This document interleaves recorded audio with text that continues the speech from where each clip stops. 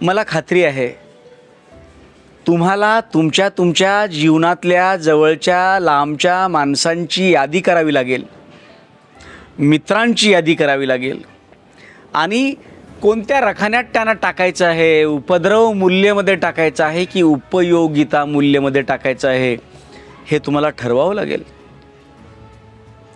हां, असं असू शकतं की तुमच्यासाठी उपद्रव मूल्य असलेला माणूस दुसऱ्यासाठी उपयोगिता मूल्य असू शकेल, पण तुमची यादी तुमची असेल ना. तुमच्या गुडबुकमध्ये आणि बॅडबुकमध्ये ही नावं समाविष्ट करायला सुरुवात करा. जीवनामध्ये जेव्हा हाक मारायची असेल तेव्हा कुणाकुणाला हाक मारायची हे कळायला सोपं जातं.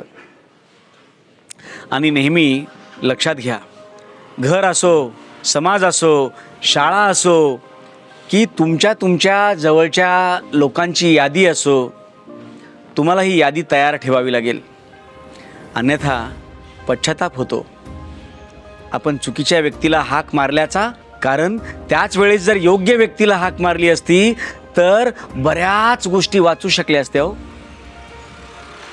अगदी रुपयापासून जीवापर्यंत सगळ्याच गोष्टी. तर तुमची यादी तयार ठेवा.